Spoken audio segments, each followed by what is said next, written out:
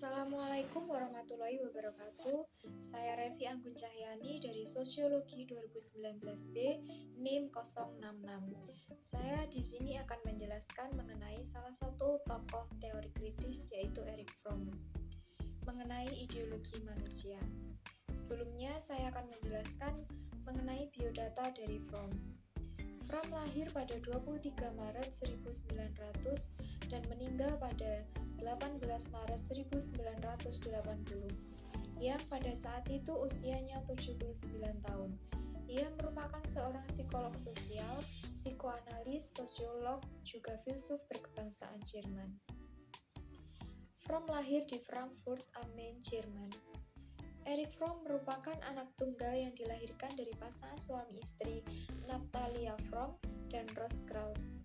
Keadaan dan kepribadian orang tuanya menjadikan masa kanak-kanak Erich Fromm tidak menyenangkan dan tidak membahagiakan. Kemudian pada tahun 1926, Erich Fromm menikah dengan seorang wanita yang bernama Frieda Richmann. Istrinya juga merupakan seorang psikoanalis. Setelah meninggalkan kedua orang tuanya, ia banyak mempelajari ilmu seperti psikologi, filsafat, dan terutama ilmu sosiologi saat berada di Universitas Heidelberg. Ketika berada di Universitas Heidelberg, Erich Fromm banyak menghabiskan waktu untuk membaca buku tentang sosiologi dan psikologi. Fromm juga mempelajari karya ahli terkemuka dalam bidang ekonomi, sosial, dan politik seperti Karl Marx, Max Weber, Herbert Spencer, dan Charles Darwin. Setelah meraih gelar doktor, ia belajar psikoanalisis di Munich. Ia dikenal karena mengembangkan konsep bahwa kebebasan adalah bagian mendasar dari sifat manusia. Kemudian, ia melanjutkan belajar sosiologi di Universitas Heidelberg dan mendapat gelar doktornya pada tahun 1922. Lalu pada tahun 1924, ia mulai belajar psikoanalis di Universitas Frankfurt. Sebelum mempelajari ideologi menurut Fromm, lebih dulu kita pahami apa itu ideologi. Ideologi sebagai kompleks pengetahuan dan nilai yang secara keseluruhan menjadi landasan bagi seseorang atau masyarakat untuk memahami jagat raya dan bumi seisinya, serta menentukan sikap dasar untuk mengolahnya. Dalam ideologi terkandung beberapa unsur. Yang pertama, adanya penafsiran atau pemahaman terhadap kenyataan. Yang kedua, setiap ideologi memuat seperangkat nilai-nilai atau preskripsi moral. Yang ketiga, ideologi menuntut orientasi pada tindakan.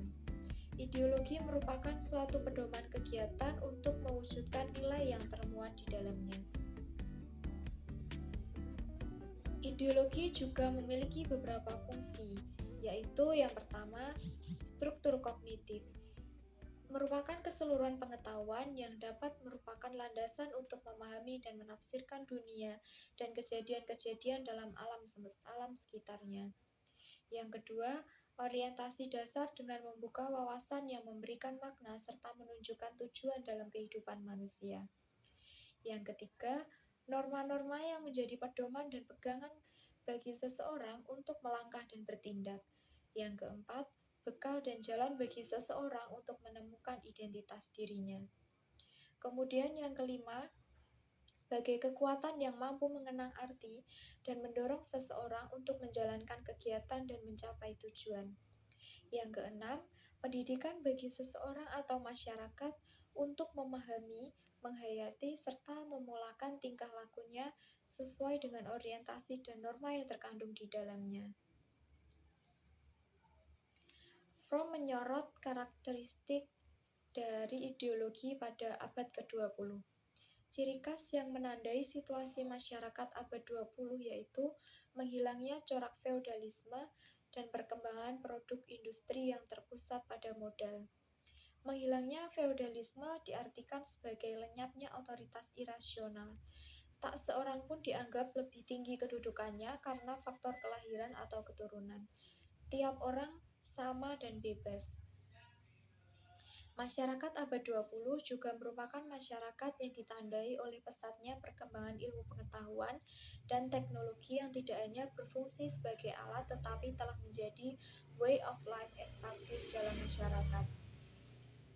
Kemudian, situasi manusia pada abad ke-20. Berpindahnya teknologi dari alat menjadi sistem, bahkan ideologi merupakan akibat dari penyelewengan misi yang diemban oleh ilmu dan teknologi dari mengabdi kepada umat manusia ke arah kepentingan golongan. Manusia tidak lagi mempunyai norma dalam masyarakat. Dalam masalah detail, terlebih yang bersifat teknis, masyarakat abad ini begitu rasional. Namun, dalam keseluruhan masyarakat tampak pula semakin menguatnya perilaku irasional. Sikap seperti ini, menurut Herbert Marcuse, sebagai akibat dari keadaan masyarakat yang berkelimpahan karena naiknya produktivitas. Kemajuan ilmu dan teknologi membebaskan manusia dari kerja kasar serta memberikan pemenuhan kebutuhan manusia. Untuk dapat memahami konsep ideologi yang dimaksudkan oleh Erich Fromm, terlebih dahulu perlu dipahami tentang keprihatinan Erich Fromm terhadap situasi manusia abad 20 yang ia gambarkan sebagai hidup dalam masyarakat yang sakit. Menurut Fromm, manusia hidup dalam situasi ketidaksadaran yang secara langsung atau tidak telah membawanya kepada keterikatan, ketidakbebasan, karena ketergantungan dan dominasi lingkungan serta ciptaannya sendiri. Secara tidak disadari, manusia menjadi objek dari ciptaannya, yang akhirnya ia kehilangan identitas. Menurut Fromm, ada 5 macam kebutuhan manusia yang di dalamnya terdapat kontradiksi-kontradiksi, yaitu yang pertama, kebutuhan keterhubungan narsisme. Kemudian yang kedua, transendensi, yaitu kekreatifan dan kehancuran. Kemudian yang ketiga, keterikatan persaudaraan dan incest. Yang keempat, rasa identitas, yaitu individualitas dan kecocokan kelompok. Kemudian yang kelima, kebutuhan kerangka orientasi dan pengabdian, yaitu rasional dan irasional.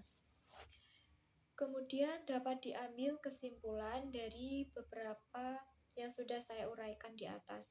Yang pertama, pemikiran dan perhatian Fromm lebih ditekankan pada persoalan di sekitar eksistensi manusia. Ia melihat bahwa manusia abad 20 hidup di tengah masyarakat yang sakit. Kemudian yang kedua, kehidupan manusia. Dimanapun ia berada, selalu dilingkupi oleh suatu nilai sebagai sistem yang mengatur perilaku, ideologi sebagai sistem nilai merupakan penuntun, dan pengarah dalam rangka mencapai tujuan hidup manusia. Yang ketiga, konsepsi Fromm tentang ideologi merupakan usaha untuk menengahi konsep ideologi yang dikemukakan oleh Marx dan Freud. Bagi Fromm, ideologi merupakan rasionalisasi sosial, bukan personal, dan ideologi tidak hanya bersumber pada fiksi mental atau material semata, namun keduanya. Menurut Fromm, ideologi muncul karena adanya dikotomi eksistensial yang tidak mampu ditinggalkan.